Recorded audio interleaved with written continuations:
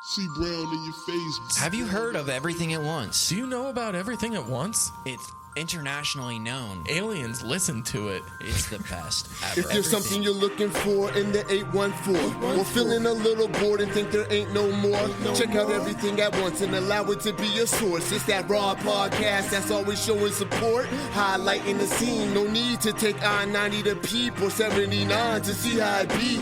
Interviewing your locals with mindsets that are global. Innovators and creators on every single upload. So much going on in the EPA. Incredible content. Everything at Once will keep you up to date. Amazing guests. What you doing? Come through and hang with Tony and Dave. Community driven. Bringing everything at once from around the way. Everything at once from around the way. Hey. Please listen. We love you. Everything at Once. Everything at Once. It's time to introduce this show. The best show on the face of the planet. Welcome, everybody. Thank you all for tuning in today. We want to thank our Patreon producers, Brian G., Josh W., Ian D., Nick G., and Sadie M. Patreon, it's an awesome way to support the show and say thanks. You can become a Patreon supporter by clicking the link below and choosing to be an intern, assistant, or producer level supporter. If being on the production team is too much pressure for you, you can also send any contributions using our Venmo at Everything at Once Studios. We now want to thank all the local businesses who supported this episode. These businesses get the Everything at Once stamp of approval and are critical members of the Everything at Once community. We couldn't do it without them. With winter approaching, are there any last minute details that you want to change or renovate around your home? I might, but you know who to call. Yeah, Ghostbusters! No, Tony. No, not Ghostbusters. Solid State Construction. Oh, yeah. Solid State. Yeah. Duh.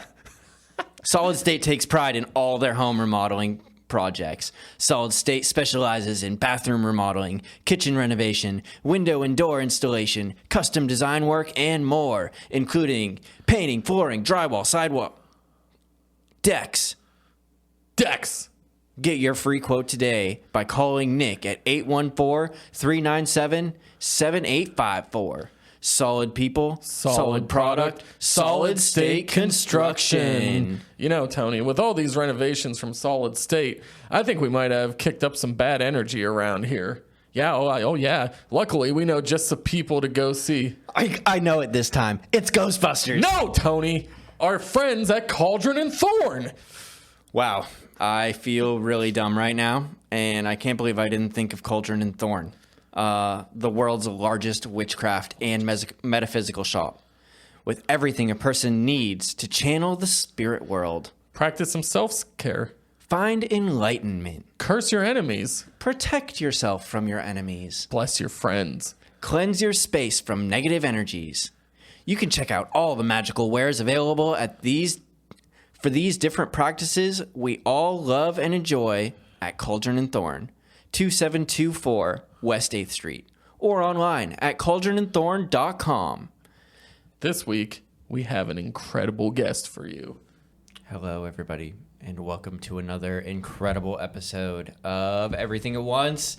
Today in the studio, we have Stephanie Sawtelle from StillPoint FarmASea out in Edinburgh. I thought you were on West 38th, because we'd been to one of your old events a while ago, many years ago. We were just talking about it before we actually hit that record button.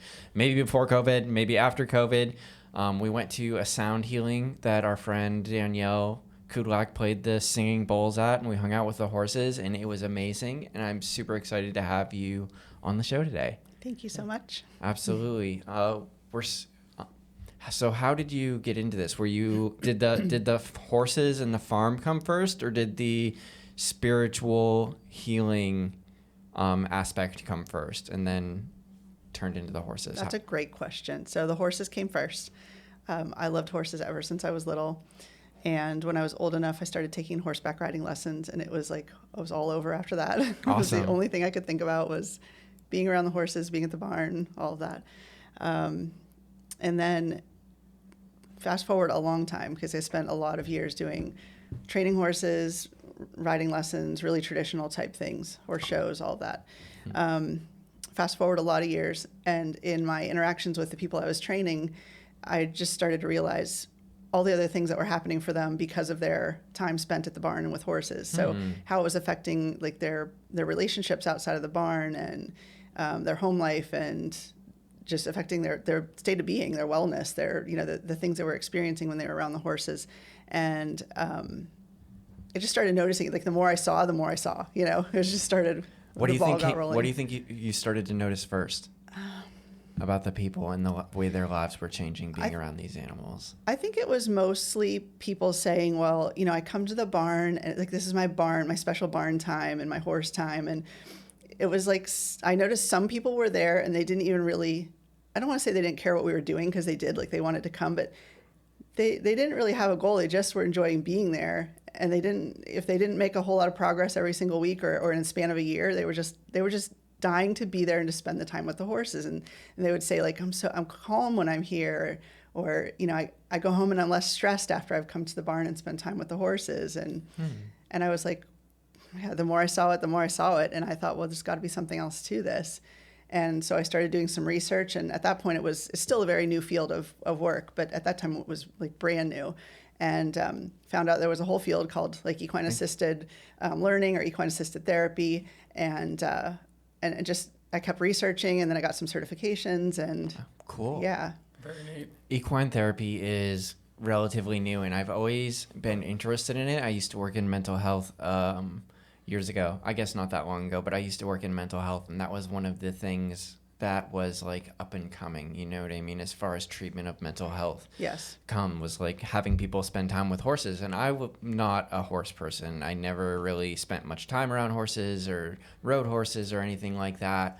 I rode a horse once when we went on a trip down to Texas, and that was pretty cool, but I wasn't really very familiar. But I appreciate what I can see looking at it from a mental health background is that people are, you know, taking something that's out of their control and accepting that. You know what I mean? Sure. Yeah, that's definitely a big part of it. Yeah, because I mean, these are big animals. They're not super obedient. I mean, they can be and stuff, but there's still always that risk of, you know, this horse could, you know, do something that I don't want it to do. And I think learning to face that and staying calm, because I think that the horses and most animals and most people can generally pick up, like, if somebody's anxious or if somebody's scared, and you have to control those emotions when you're approaching such a large animal. Yeah. So the really cool thing about the horses with people and their emotions is that they're so perceptive of their environment, everything. So I always tell people they're aware of everything from horizon to horizon in every direction, all at the same time. Everything at once. Everything at once. I The horse's way of seeing the world. Right. I remember watching a movie, like it probably came out about 15, 20 years ago now.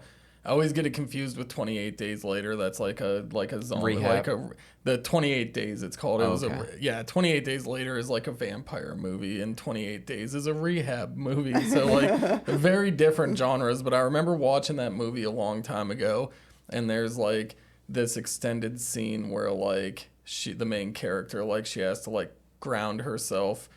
They have a horse that's equine therapy, and like she like, you know, like hold the back leg, hind leg, or whatever, and like the horse will lift it only if it wants to lift it, you know. And I just remember that scene always sticks with me. Trying to pick up the leg. Trying to pick up the leg, and it's just like her struggling, and then finally when she like lets go of like the control aspect, like she grabs the leg and the horse lifts it up. That's what I think about when I think of equine therapy. Yeah. So do you want me to explain that a little bit? Like that? Yeah. I didn't see that to. movie, but just from what you're saying, you know, Yeah, I think I can. I think the horse is getting like new shoes or something like that. That's what Or they have maybe to they're pick cleaning up. their feet out or something. Whatever. Yeah, because sometimes that's an exercise that some therapists or facilitators will give to a client, is ask the horse to pick a foot up, because horses are prey animals, and their safety is dependent on them being able to move and get out of the way if there's danger. So for them to pick up a foot is a very vulnerable position. We don't think of it that way necessarily, because we're not prey animals walking around thinking there might be danger around every corner. So the horses are really, really good at reading everything about us. So they definitely watch our body language because they're nonverbal communicators, but they also pick up on our emotions, our energetic state, our intentions, our commitment to certain things, all of it.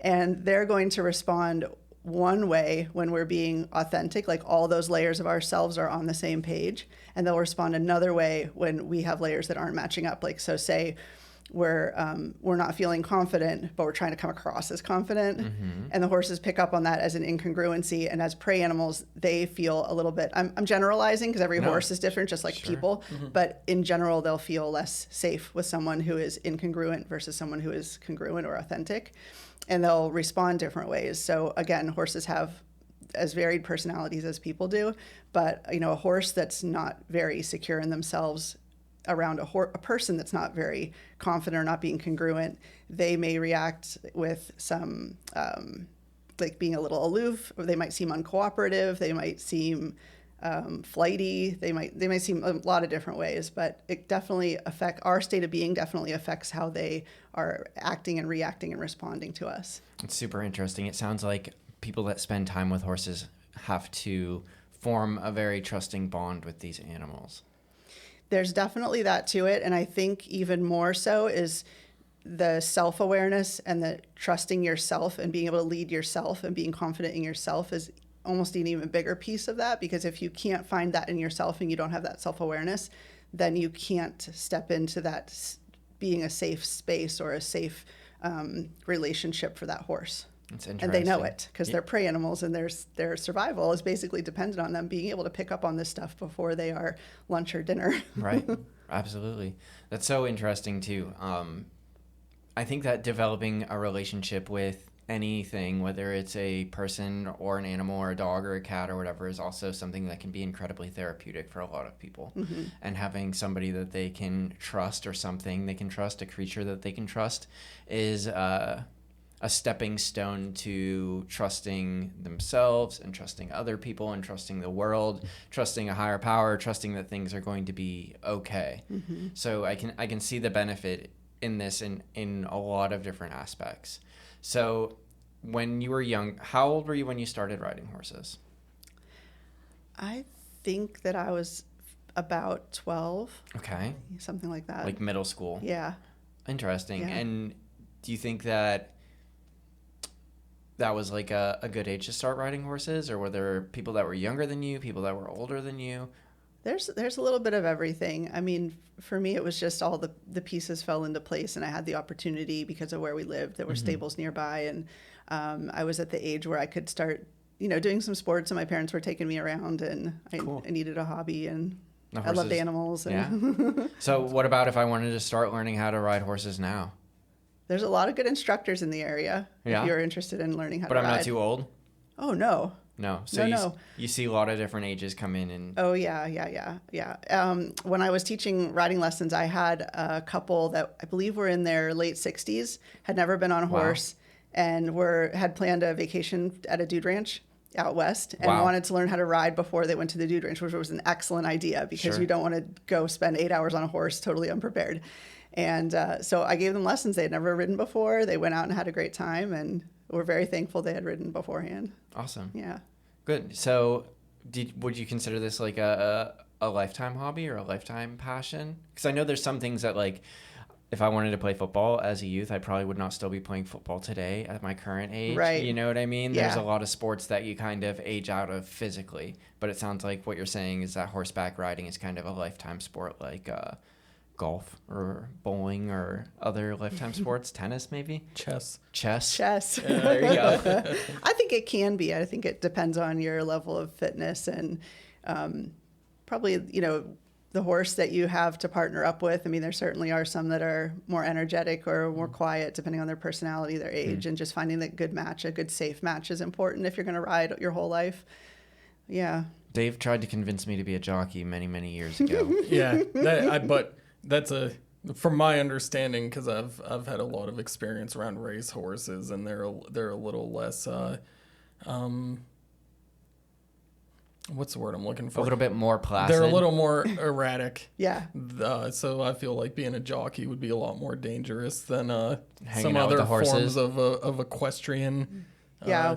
Those horses, race horses, are kept in fairly unnatural circumstances a lot of the times. Again, I'm speaking in generalities. Sure. But they have a they have an intense life for a prey animal. I'll just put it that way, which could account for some of their behavior. Also, they're very young, so they tend to be more energetic just because of their age, and they're athletes. I mean, they're superstar oh my athletes. God, yeah. Yeah, they run very fast. And the reason that the reason I tried to convince Tony here to do it is because he fits in to the jockey perfect size. jockey Yeah. category. He's Yeah. jockey size. You got to be like less than 120 pounds, Check. and you gotta be like strong and fit. Check. Yeah. You know, and like that's pretty much. I mean, you have to If know how to anybody out ride a there horse. needs a jockey, I would signing at least willing to hear you out.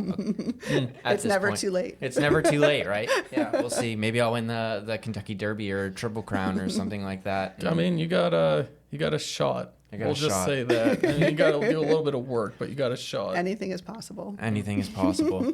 So the horses that you have at your stable are definitely not race horses. Well, you may have some race horses, but the ones that we were hanging out with during the singing thing, I'd imagine probably are not race horses, or at least not race horses. One was an anymore. ex-race horse. Ex-race horse. Yes. So a little bit older. He's retired now, chilled Yeah, out. yeah. He's about 14 or 15 now.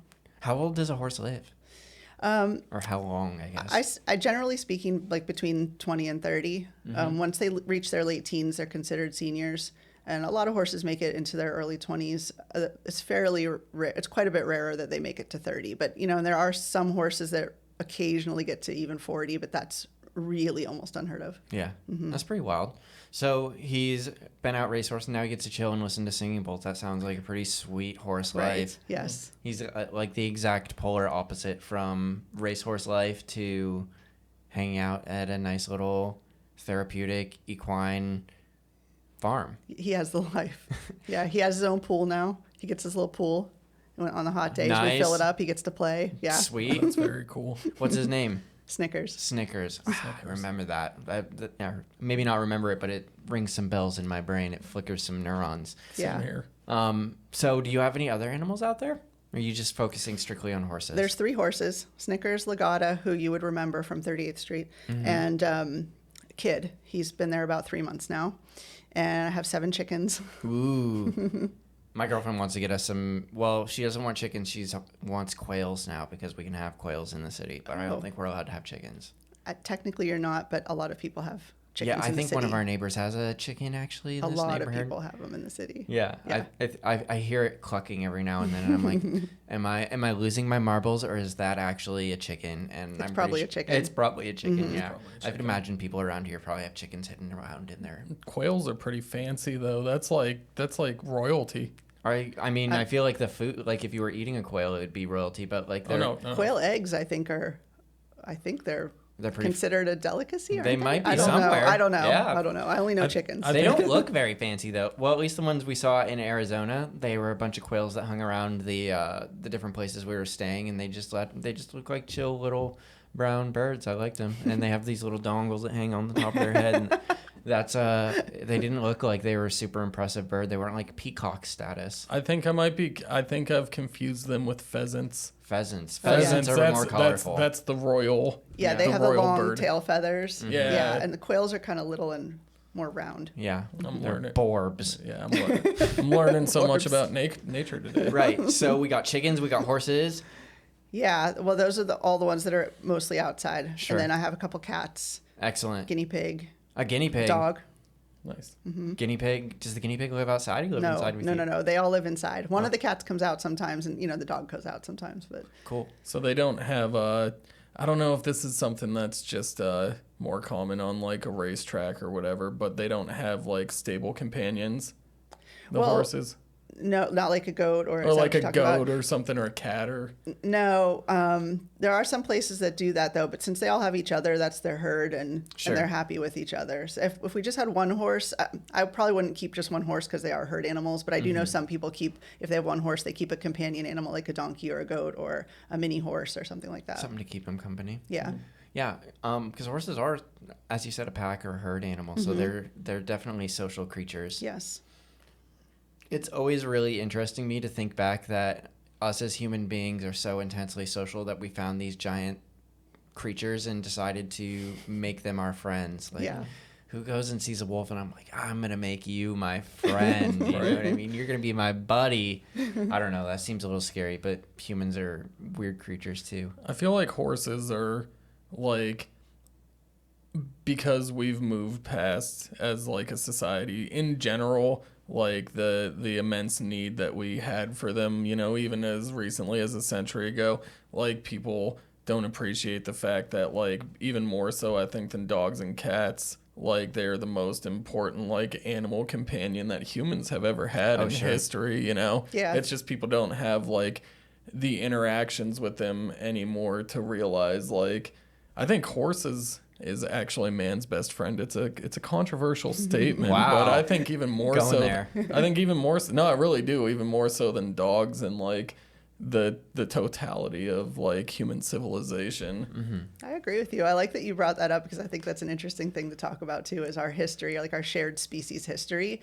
is really in depth with horses, and really our survival in a lot of ways and our expansion as people has depended on them. I mean, for traveling, for food, there's some cultures that food and horse milk is, you know, supported their indigenous peoples, and war. Yeah. You know, there's so many things. I mean, all the different farming things and like carrying, like those that are nomadic peoples that travel around, like you need your horse to help carry your stuff. It's a very much like a symbiotic relationship to me between humans, and it's interesting. I never really thought about it like that before, like 1900s, where like a horse was very much like part of your livelihood. Like you couldn't survive without him or her, like helping out your family unit, you know. Right. Yeah, I think horses fill that role, like you said, even more than dogs. I mean, certainly we have a really long history with species of dogs too, but horses probably even more so as far as survival of our survival is probably more intertwined with them than with any other species. Right.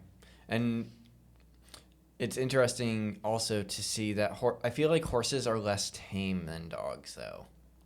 Like less in some domesticated. aspect, yeah. Yeah, I could see that. I think there's some breeds that are probably more or less than others, but yeah, I mean, they're so big, and we don't keep them in our house. Like, they're still there, have to live outside, and so they still have that like wild quality to them. And you know, you see them running, and I don't know, they're just so majestic and free, and you know, in a way that you don't always look at a dog. Is true. Yeah, but a dog also will not let you mount and ride it. No, for the most part, they will not. You're correct.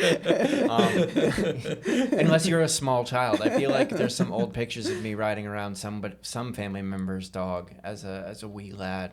But I'm sure it's been done. I'm sure it's been done for sure. But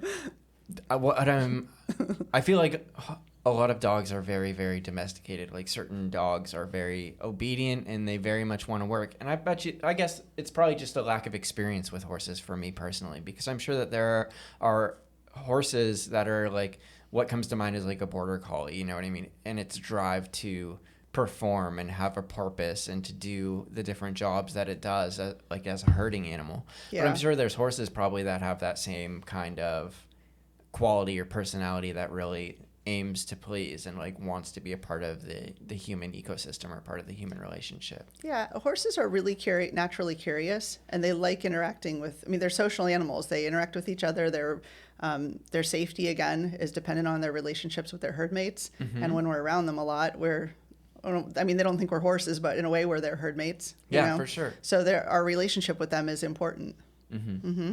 Cool. And you guys do some other stuff out there other than just the horses, right? Yeah, so I do like personal coaching with the horses. I also do intuitive readings, and I will include the horses with that as well. And I do group stuff like that you've been to, like the sound healings, meditations. We've done the yoga with horses. Ooh, interesting. Yeah. Do you ever get worried that somebody might get hurt or spook the horses? Yes, safety is an issue for sure. I don't spend a lot of time worrying about it, but sure, it's a consideration. So I do make sure that people come out prepared to be around the horses, like they can't wear flip-flops. Yeah, when your feet not a protected. good idea. But we also tend to spend a little bit of time just getting to know the horses before we go into the pasture with them or into the space with them. Sure. So spending a little time outside the fence gives the clients a chance to ask questions, learn about the horses, which naturally will include some safety things. Watching the horses interact with each other lets people learn about kind of how they move and what they might do when they're out there, whether they're walking, running. Gives the horses a chance to see you too, I think, which is good. Yes, that was the other side of that. Is it's okay. So it gives the horses a chance to get a feel for the people, because it's definitely a mutual thing. And I think that's something that is left out of a lot of interactions between horses and people, is it's very people centered. And I try to do things that are people get to see the horse's perspective too, and I take into consideration how the horses are feeling about the people that are in their space. And everything that I do with them, almost everything I do with them, they are at liberty, which means they're not restrained, which is also a very different way of doing things. Usually when you go interact with horses, you're riding them and they have a saddle and bridle on, or they're on a rope and they're leading them around, and they're completely free, which I think some people might think is less safe. I actually tend to think it's a bit more safe, because as prey animals, they don't want to be around an unsafe situation, and they'll actually, if they have the option, they'll remove themselves. So they'll go away if they're not feeling good. Okay, good. And so in that way, if the horses are allowed to do what they want to do to keep themselves comfortable and safe, then in a way it's safer. Yeah. I mean, I feel like nobody likes to get restricted when they're feeling scared. Right. You know what I mean? That only compounds the level of animosity and the stress hormones and stuff that are going on in your brain. It does, and they're fight or flight animals, and flight is their preferred, generally speaking, again, flight is their preferred method of leaving a situation that they think is potentially dangerous. So if you restrain them, they don't have the option of flight, and that's when they can do something that seems a little bit more dangerous to us. I know that, and I only did it once, but I know in my personal experience that doing one of those sound healings or sound baths or whatever gave me a much safer feeling around horses, because like when I meditate or when I'm listening to the singing bowls or whatever, I have a tendency to close my eyes. So we were sitting there, and I was sitting in my chair, and I had like my eyes closed, and my eyes are closed, and then I felt one of the horses just like sniff in my ear, and I was like, oh, don't spook this horse, don't scare this horse, like let this horse do its thing. And they like sniffed the one ear and like sniffed the other ear, and I could hear it like breathing behind me, and then it just went on to its other thing. And I was like, oh, okay, that wasn't so bad. But like the instant like I felt it on my ear, I was like, I'm gonna lose my ear. It's really an experience having them so close to you, especially when they're loose, isn't it? And especially if you're sitting, because they're above you. It's really a different way of interacting with them. It was really neat. Like, I really enjoyed it a lot personally. Yeah, Right. I love hearing about people's experiences. Thanks. Yeah, and I think it's an interesting aspect. I mean, there's already so many vibrations going on from the bowls and stuff that are going all around, and I think that having the horses around there kind of compounds that, or adds an extra layer of just vibration in the area, and the sheer size. I mean, horses are so big. I'm like a small dude. I'm jockey sized. And when I see a horse or it goes by me, I feel like every step of it, like going by, you know what I mean? Each hoof beat, so to speak, and its body and its weight and its mass just, gracefully moving past, you know what I mean? It's almost like swimming. Like they're just swimming by me. They're just gracefully floating by, you know what I mean? And I'm just chilling, doing my thing, absorbing or feeling the wind or the air or the pressure or whatever of them going by and the sound coming. It's really interesting. If anybody hasn't done a equine sound healing with Danielle or any of the other practitioners at Stephanie's, I highly recommend it. It's a very cool experience, even if you're not a horse person. I 100,000% agree with that. It's always good to have new experiences, and especially if you're not like a animal person, or a lot of people haven't had the opportunity to be around horses in this day and age. Like I also highly recommend it from personal experience. Yeah. Me too. I recommend it too. And I will also say there are lots of people that come out that are apprehensive about being around the horses, either period or in that way where the horses are so free. And I can accommodate that. I have had lots of people who have come with a fear of horses, and over the course of some sessions or some events, they've gotten a lot more comfortable, because we do take our time, and you can experience a lot of benefits being around the horses, even if you don't ever go into the fence with them. You can stay outside and still experience their energy and their presence and their movement and all the benefits of nature. Right. Yeah. There's just something good about being outside in general, especially in like on any farm where there's things like growing and things that are going on.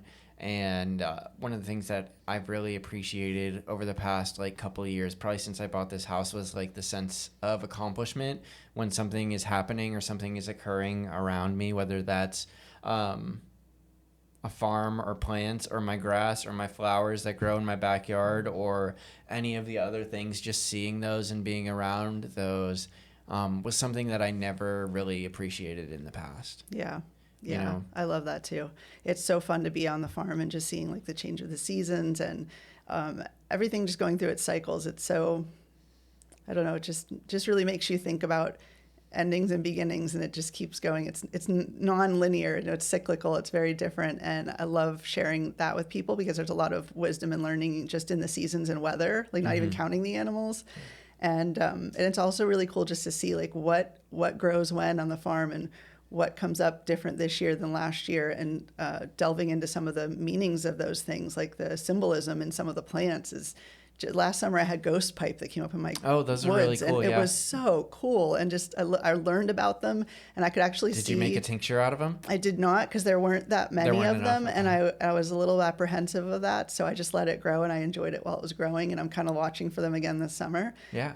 But some of the things that they symbolize were actually kind of, I could see them happening on the farm and with some of the people who had been there recently, and it's just fascinating. Like, you just can't make up some of the synchronicities. Yeah, it's really nice. And I think that like another thing is I never realized until I got this house that like different flowers bloom at different parts of the year. Mm-hmm. You know what I mean? Like I was like, oh my God. Like my first summer, I remember watching these plants bloom. And then like whoever had this house before I did was really good with flowers and really good with plants, because I have flowers all year round. Yeah. No thanks to me. I need plants that thrive off neglect, but these ones do great, and there are different parts of my yard that flower all season long, and it's amazing. And I didn't even like ever take the time to appreciate that or look at that or even realize that. And my mom was always a gardener, and she would have me come out and I would help her weed and do stuff like that. And it was always more of a chore, and I didn't really appreciate it. Mm-hmm. And sitting down and taking that time, or maybe it's just that it's mine now that I appreciate it more, because I can be selfish for sure. And, but seeing that process go, just like I never noticed that the earth like changes colors when the sun is going down. Yeah. You know what I mean? Like Yeah. you look up and you see the sunset. Yeah. And obviously that is changing colors, but if you look around, everything starts to turn yellow or gold. You know, it's the golden hour, and I didn't Yes. really notice that until I got into photography or realized that was the thing. And now I see it all the time, and I'm like, how did I miss this for so long? Yeah. How did I just never notice any of these things that are happening every year and right in front of my face? Yeah. It's really amazing, isn't it, when you just slow down and look around and start observing and experiencing things at a different pace or in a different way or from a different angle. Mm-hmm. Yeah. Absolutely. We've had many naturalists, homesteaders, farmers, what have you, on this show over the last couple years, and like it's not like our other guests aren't happy, but like those like groups of individuals seem to be like so at peace with the world around them compared to the general population. You know what I'm saying? Like, No, you've it's totally said, true. Yeah. Totally true. Josh and Dale and Mike, both in Tess, yeah, and our compost people, Alyssa, yeah, all of them are always fascinating people, and I always love I call them our green guests, because they always have a certain air, and I always learn something new about the world around me in different ways. And it's good to know that people are still connecting with the earth because we live on it, you know, and we're not just living on it, we're like a part of it. You know what I mean? And we need to take care of it and nourish it. And I think there's so much value in just like sticking your hands in the dirt. There is, for sure. The dirt, just going out and spending time with the plants and the trees. And oh my gosh, I've partnered with a local herbalist. Oh, yeah? And Who? she'll, Christy Baird, I don't know her.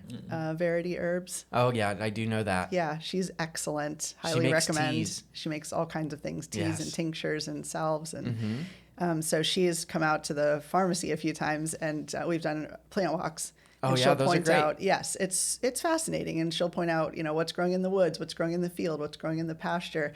And when she comes out in different seasons, it's different stuff. And I never, before I met her, I didn't realize how much stuff there was out there that was useful or even edible. Oh, yeah. And I have had times, like even in the past year, or year, 2 years, where I'll go out and now I know, like I don't, even if I don't plant a vegetable garden with your regular like tomatoes and onions and garlic, I can go out and like, there's burdock. I can cut that and have it for dinner tonight. And Right. there's this and I can cut it and have it for dinner tonight. And it's really interesting. I went on early COVID. I remember this exactly. We were, I don't know, not really following the rules very well, I guess, but we were going on plant walks with one of my friends from Mindful Community out in Centerville. And and now I can't help but like share with people when I'm out in the woods. You know what I mean? Like, oh, this is garlic mustard. Here, have a piece. Yes. This is trout lily. This is good. You can have a piece. You know what I mean? And I think that I make like yard pesto every year, which is super fun with like my nettles that grow out of my yard and some dandelions and some basil that grows in the herbs over. It's just really interesting to see that there's so many different plants and that they're useful because like I feel like that's part of maybe not the problem, but it's definitely not something that I was brought up with, knowing that like it was always, oh, if it's a plant and it's outside and it's not like in the garden, you don't touch that. You don't look at that. You don't eat. You definitely do not eat it. And you do not eat it. Right. Especially like mushrooms. There's such a huge misconception around mushrooms. Like, oh my God. Like I was out at a park and I was harvesting some oyster mushrooms and some lady was scared for my life that I was going to die from eating these mushrooms that I just found out in the woods. She's like, what are you doing? And they're perfectly safe. And I told her they're oyster mushrooms. She's like, oh, like the ones that I buy out at Wegmans? And I'm like, exactly, like, just like the Just like ones, that. just like those ones. So there's this almost predetermined fear. And granted, I lived in like the suburbs my whole life and in the city. And I don't know if it's the same for country folk that live out yonder. But I was always raised with like this fear of the outdoors. You know what I mean? Fear of the mushrooms and the plants, and they were all poisonous and out to get me, and don't put that in your mouth. And maybe that's just like good child rearing at the same time. You know what I mean? Like, don't just be putting little stuff in your mouth. But if the safety part comes with the education. Yeah. You know, you show them what's good and what's bad, and add an interesting experience with it so it stays in your brain and you can remember it, and then you can identify all sorts of plants and all sorts of mushrooms that are delicacies and expensive, and if you bought them at the store it would be a bunch of money, and now they just grow in our backyard. Like we have reishi mushrooms grow all through this neighborhood, everywhere. Oh, that's excellent. All over the place. Yeah, one of the best. People pay tons of money for all sorts of reishi supplements and reishi teas and reishi everything, and it just grows all through this neighborhood of Glenwood. And most people are just walking right by it every day, not even knowing what it is. Yeah, dryad saddles, puff balls, all sorts of mushrooms that just grow around. Dave has no idea. If you two walked in the woods and it was like, our survival depended on getting some, scavenging for some food, scouring for some food, the three of us would survive if one of you two went out into the woods. But if it was my responsibility, we'd die. No. We'd be dead. I'd be like, yeah, this looks like it's pretty good. And we'd all be poisoned, know? So. Yeah.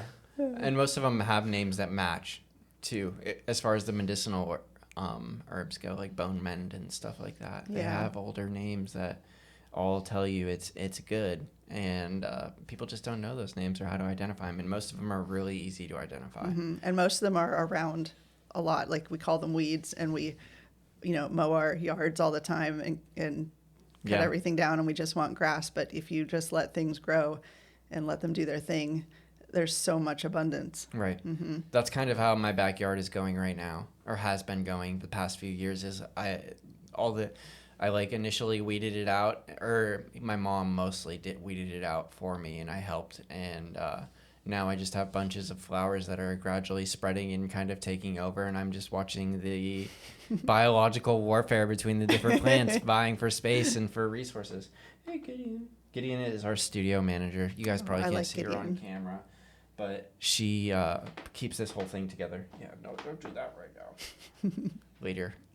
But it's good to see those things and to see nature's process, like you were saying. You know, even something as simple as the sun coming down and rising the next day and the seasons changing. It all relates to like the changes. It can relate to the changes that we go through in our own lives, and being able to match that up and see that, I feel like, can offer a lot of people a lot of comfort. Yeah. Again, just nature in general. It doesn't have to be horses, but the change of the seasons. We're all in cycles in our life, in like big cycles, and we're all also in little cycles. You know, you may have some part of your life that's in a fall and one part of your life that's in a spring, you know? Sure. Absolutely. And being able to recognize that and see that and be okay with it and recognize that it's just part of the cycle is really important too, I think. Yeah, because everything is changing all the time. And I think we lose sight of that. That's the natural way of things, is that things change and evolve. And sometimes we just want things to stay the same, and we want to hang on to it just as it is and not let it go. If there's a bit of a grace when you can come to terms with letting things have their cycle. Right. You know? Yeah, I mean, I feel like there's like an old analogy, like if something's pulling away and you grab onto it and you won't let go, you're going to end up hurting your hand instead of just letting go and letting things move on, you know? Cool. So out at the pharmacy, we have the horses, they're hanging out. Do you take care of them yourself, or is there people that come out and work on the farm for you? I take care of them.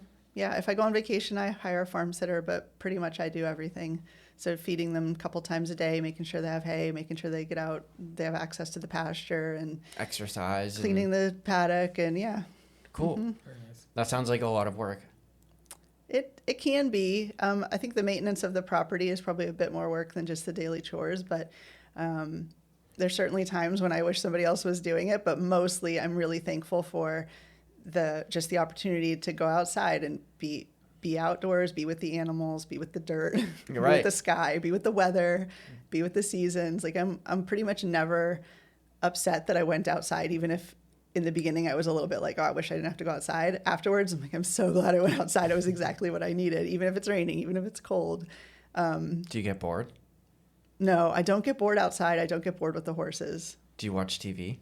Sometimes. Okay. Do you have other, because I feel like that is not a full-time job, but like a full-time lifestyle. It is a full-time lifestyle. Yeah. But it's kind of nice to have that touchstone and that rhythm in a way. Right. Yeah. To wake up and know what you're doing and be out and doing something that you enjoy and something that you're passionate about, I'm sure is very nice. But I see some of our homestead friends like don't even own TVs. You know what I mean? That's why I asked that, because they're like completely disconnected from like not like modern culture. I guess modern culture, you know what I mean? Modern society. And it's great for them, and I love it, and I appreciate that, and I love when I'm able to disconnect from the internet and my cell phone and Netflix and everything else that's vying for my attention in video games. But I also respect that, or maybe it's not that I expect there to be, but if I can find a nice balance for myself, that seems to work well in there. Yeah, I think I've gone through phases where I've not watched TV for probably a couple of years. Wow. And then I I definitely have times where I'm like, oh, I have the show I'm interested in, and if I have a free couple hours, I'm going to watch it. Yeah. I think it's good to take breaks to kind of get back to baseline and see what's there for you without that stuff. Right. And then, I don't think there's anything wrong also with watching TV if you want to watch TV, but I think just having some self-awareness around it is really good, because we can really get lost in all that stuff. Oh, yeah. Yeah. And when I have people out for sessions and things, I do encourage them to at least turn their phone off or put it on silent, if not leave it in their car altogether, just for an hour, because we don't do that anymore. We just always have our devices just in our pocket, in our hand. It's just constant. And sometimes just to take even an hour break just to reset a little bit can be really eye-opening, because you start to realize just how much of a habit it is to just check it. Absolutely. Yeah. But how are you How are people supposed to know that you were with the horses if you're not in there taking a selfie? Oh my God, right, yeah. Okay, so I usually have saved some time at the end for selfies. Yeah. So I tell people that ahead of time because otherwise, they're like, oh, what if something happens that I want to get a picture forget of? it, yeah. And I'll say, at the end, we'll take 10 minutes and you can grab your phone or get it out and do all the selfies you want. And the horses are usually into that too, so. Yeah, of course. Yeah. They know they're the stars of the show. They do, they do. That's what the people want to see on social media. And I whenever I don't get a text back from somebody for a little while, I almost get like a small tinge of jealousy sometimes because I feel like so connected with my phone between like my day job and the social media management on this, because that's like our biggest tool, you know what I mean? That's how we reach people. We can't go out and perform well, I guess we could, we just haven't yet, but we don't have like people out listening. You know what I mean? I don't know. It's I don't know of other ways to reach people that are as effective, I guess. So I feel very attached to that all the time and attached to my phone because of it. And when I don't get a message back or a text or whatever for a little while, I'm like, damn, this person has like their phone sitting somewhere and they're not stuck to it like the way I am between all the things that I need it for. And it's really nice. It makes me jealous. I wish I was not as connected or I didn't need it as much as I do for the different parts of my life, Tony would not be happy with me for it because I need, we need like the social media or whatever. But like the TV thing, like I could really take it or leave it. But like over like the last couple years, like I just have this fantasy of like getting a landline, getting a phone with a cord on it as well, and having that be my only form of communication, Yes, I would love to just take my cell phone and throw it in the fucking trash. I get it. It's such a big fantasy, but it's just like not, I would have to change a lot of aspects of my life that I really enjoy, like doing this podcast. Like I feel like I need to be socially media active in order to attract people to listen to it. Because if I just put it out there and we just record this and it goes to dead air, like it's not that, what's the point? Because I don't need other people to validate me, you know what I mean? Or validate what we're doing, because what we're doing is important and I understand that and I appreciate that myself. But at the same time, I also do want that validation. I want people to tell me I'm doing a good job. You know what I mean? Or like, oh, I enjoy, I love it when people are like, I listen to your show every now and then. It's great. I've really enjoyed such and such a guest. That's just such a good feeling. And I feel like more people that listen to it and hear these messages of these different businesses is valuable to our city and our community as a whole. You know what I mean? It has a lot of merit to be able to speak about things that people don't really speak about a whole lot anymore. Yeah. I see both sides for sure. I don't think there's a right or wrong. I just think there's it's good to have self-awareness, and it's good to keep asking yourself questions like, is this in my best interest right now? Is this for my highest good right now? And sometimes it's going to be yes, and sometimes it's going to be no. I need to take a little break for a while. Right. Yeah. Yeah, I totally agree. And it's nice to just put it down for a while and not look at it. And I also feel like conflicted in some ways because I feel like if I'm not scrolling and I'm not liking other people's things, like am I not supporting them? Because I there are a lot of people that like our stuff and I want to be able to be on their corner too. But at the same time, I don't want to be scrolling mindlessly through a ton of stuff that I don't care about. You know what I mean? Yes. Yeah. That's what it is anymore. Like for every post you see, especially on Facebook, but I think Instagram too. I don't use TikTok. But on those two platforms, it's like for every post you see of like a local business you follow or an actual friend, there's like 4 or 5 in a row now that are like suggested reels, like advertisements, and it's like, I don't want to do this. I just want to see what my friends and people I know have going on. Yeah. But it's just like a war of attrition now. Like I miss, like if Facebook was like how it was in 2000, even like 10, but like I was thinking like 2006 when I was in college and you had to have like the college email and like there was no ads and all it was just your friends. you know, and that would be awesome. I agree. I would like that. I understand that, like, they make so much money doing things the way they do, and that's just how capitalism works, and it's not going to change. Damn but, it, capitalism. Damn capitalism. Capitalism. But, like, I miss the old Facebook. I wish I had more time. This is totally off the wall, but I'm thinking about it right now. I wish that I had more time on this planet that intersected with phone booths. Yeah. I really liked using Continue, phone. Bring back the phone booth. I really liked using phone booths for the time that I could, and there's just not any around. There's no need for them, but I like, never used a phone booth, I think, ever in my life. God, Never? what a time. Did to you be ever alive. answer one that was ringing when you didn't know who was calling? See, that would be the coolest thing. I've seen that in movies, and that would be like what kind? Like, I like adventure. Like, what kind of adventure? You're walking down like the State Street, and you hear like a phone booth ring, and you're Yep. like, it's your mission to answer it. You Yes. know, like, what is my next step in life? I love that stuff. I would much rather have that than have like, you know, I love my friends, but to just get a text and know who it's from, like, Right. fuck, you know? I think that we've also been bred with so much FOMO too recently over the past, maybe it's just me, but over the past like 5-10 years, I have this very intense fear of missing out. Like, I want to see what my other people are doing, and maybe it's my own fault because I'm not incredibly good at texting my friends and like just being like, hey, how are you doing? You know what I mean? And I think that's gotten worse as I've gotten older. But I can find myself very isolated socially and not really talking to anybody, but still, you know, perusing social media and seeing what's good in other people's lives and what's happening out there. So maybe that's a good thing and a bad thing.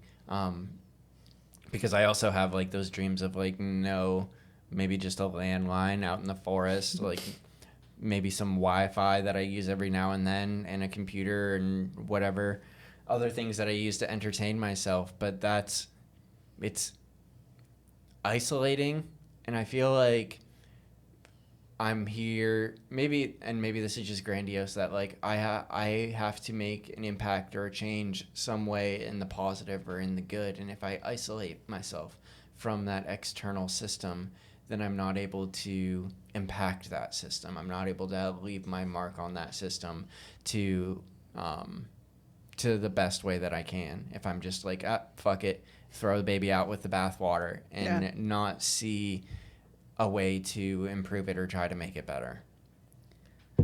Yeah, I mean, as I get older, you know, I still like the fantasies of like hitting the Powerball or like being a multimillionaire and doing that stuff's cool. But like a growing fantasy in life is like, why didn't you answer my call? Because I wasn't at home. You know, because I was not at home, and that's where my phone is. You know, Right. But I get what you're saying too. Like, but I think that's a good thing. I think, you know, it doesn't have to be done at a grandiose level, but like, as long as you're out in the world with positive intentions in what you do, then you're doing your part in making that positive impact on the world. I believe in butterfly effects and like, you know, synchronicity and stuff like that. And there's just some people that have like a broader reaching platform. Mm-hmm. But like, I totally believe in the concept of like, you know, just walking down the street and, you know, saying hello to someone or smiling or like, oh, you know, those are, you know, that's a cool jacket. Those are cool sunglasses, you know, and like making that positive impact on a person for the day. For sure. And it doesn't have to be anything big or grandiose. And I'm not trying to say that any of our homesteaders or people that live out in the middle of the wilderness on solar power and off the grid and stuff like that are isolating themselves, because most of them still have their own community and reach out into other communities and stuff like that. And people still come together and gather and things. I like being more in the middle, I guess. That's why I have a podcast. I like attention a lot, probably too much. Don't get it twisted. I do enjoy it too, which is why I'm sitting here. Right. I think the thing about social media is that it can be so one-sided. Like, at one point, it just struck me that there were so many people able to say what they wanted to say, which is awesome. Like, being able to express yourself, and whether you're anonymous or not, just being able to say the thing. But also, there's not necessarily anybody listening. Like, somebody has to read and respond. And sometimes I think people need to be heard more than they need to be just expressing. I mean, right. I think there's two sides to it. Like, it makes me think of one time I did a silent retreat at my farm, and Oh, that sounds fun. it was really fun. It was, I think I did like a half day. It was like 3 or 4 hours. I thought it was going to be excruciatingly slow, even for me, and I like just hanging out at the farm. It went by so fast. But anyway, when we started, I thought it would be fun to do a small bit of like a transition period from just talking and listening and all the things all the time to silence, and we would use like a talking stick. So if you wanted to say something, you were holding the stick and then you passed it to the next person and they had the chance to say something. And we went around a few rounds around the circle, taking turns talking until we finally got most of the things out and everybody was ready for silence. And then we transitioned into total silence. That it was so interesting for the first few rounds how many times even I talked without having the thing in my hand, because we don't think about speaking and then listening, or speaking and listening and responding. We just talk, and then someone else talks, and then someone else talks. And it was I didn't plan on it this way, but that was almost like the most beneficial part of the whole session, was that transition where we were intentionally talking and intentionally listening and taking turns, you know? Yeah, that's super interesting. I like to do these weird challenges to myself. I fast for dry fast for like 24 hours plus, and do these polar plunges during the winter, and these little personal challenges. And I see like the latest, maybe not the latest trend, but I've been seeing a trend of people doing like raw dog airplane flights where they don't listen to music, they don't watch any movies, they don't speak for like really long flights. Like this one I saw was like 17 hours, and I was like, I want to do that. You know what I mean? Because I find these ways, maybe this like personal attrition, or there's a Buddhist term for it, or an Indian term for it, asceticism. That's what it is. These ascetic principles of like not eating or practicing things that make us feel uncomfortable, and it seems somehow rewarding. Like nobody wants to go with me to these polar plunges because it's not enjoyable. It doesn't make you feel good. You know what I mean? And the same, but it benefits you long term and afterwards.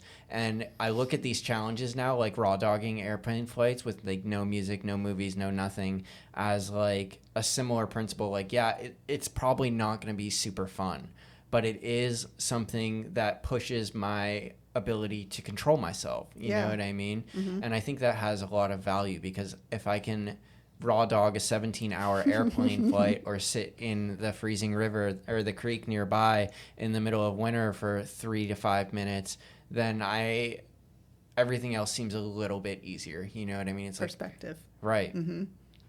Everything seems a little bit easier. And if I can overcome this challenge, like, what are these other challenges in my life? Why are these other things even bothering me if I can do this? You know what I mean? If I can, and there's like an old Machiavellian principle of monopolizing violence. And when you monopolize violence, you are in complete control over the situation. Like, that's like what forms a government, is the monopolization of violence. Okay. And if I monopolize the violence against myself, then nothing else can hurt me, which is also kind of like a David Goggins type thing. He wouldn't say it like that, but it's just a mental toughness, or a mental awareness, or a mental, I don't know, gymnastics that my brain finds really fun these days. I don't really get it.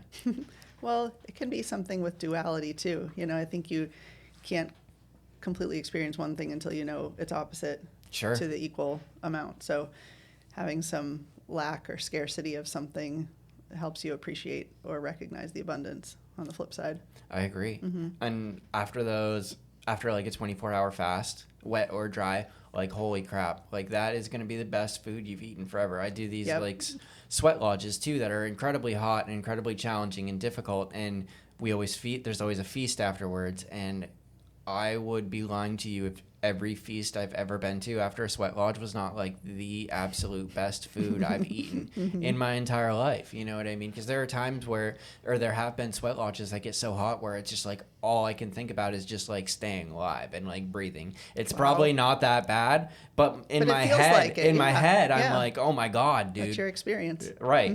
You just need to stay alive and keep breathing, Tony, because the air inside of your inside of your body is cooler than the air outside of you, and you just need to bring that into yourself.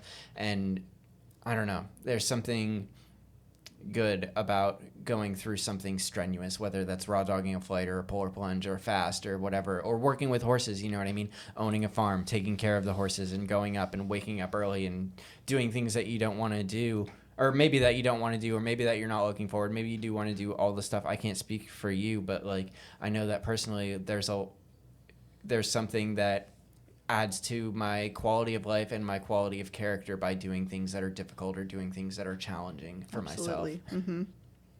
Interesting. I've been on a long rant. Dave, what do you have to say? Dave. I like doing things like, eat this 5-pound cheeseburger in 45 minutes and get your meal for free. Like those are my kind of challenges, like eat your body weight in oysters or something, like something like that. Like it's not as healthy as going for a polar plunge, but you hit that certain, or like a sweat lodge, but you hit that certain point where you're also sweating profusely and think you're about to die. So like there's a point where they meet. And there's you're a like, commonality. Well, whatever, up, down, whatever. Like we meet in the middle somewhere. This is the joy of being human. It's the joy of being human. And sometimes there's something broken. Maybe it's just me that like really loves this kind of masochistic stuff, because I feel like nobody else really likes it, or these challenges. People seek comfort. You know what I mean? I was going to talk about this off the air just randomly, just because it is like a somewhat a nature thing. It has to deal with animals, but like it's going on right now. It goes on every year from July 7th to July 14th. But I really, really want to do this, and I always have, and I'm really strongly considering next year going to run with the bulls. I'm ready. Oh, wow. I wanted to ride a bull, actually. Our buddy Jeremy I don't want to do was that. riding bulls for a while he was still living in Erie. And every time he would go, there would always be some reason that I wouldn't be able to go with him, but I really want to ride a bull. See, I don't want to be like a rodeo clown. Or I don't want to be a That's rodeo clown. I just want to hop on one for a little bit and get thrown around. I'll be one step towards jockey. Yeah. One step, right. yeah. If I can ride a bull, I can probably ride a racehorse. Maybe. Yeah, we'll see. I mean, I would think you'd want to get on like a bronco. Bronco like a first. bucking bronco. I mean, I don't think the bull to horse transition is necessary. I think like maybe you should, I mean, this is probably real dangerous, but maybe you should just like break a wild horse. I feel like I should tame a horse. Yeah, I feel like that'd be a better transition to riding horses, would be to break a horse. I feel like I wouldn't even know where to start. I mean, I guess I don't know where to start with a lot of things that I end up doing. I could help you with that. You could help me tame a horse? Oh, yeah. A wild horse? Okay, good. Well, I know who to call then. Yep. Steph, thank you so much for coming out today. This has been really fun. You're so welcome. Check out StillPoint FarmASea on Facebook, Instagram. You have a website too? Yeah, StephanieSawtelle.com. Check it all out. Hit those likes, hit those follows. Go to a sound healing. Go to any of the other events that Steph's got going on. And as always, thanks for tuning in, everybody. We love you guys. Thanks to all our sponsors who make this possible and help us have an amazing show. Y'all are the best. Peace out.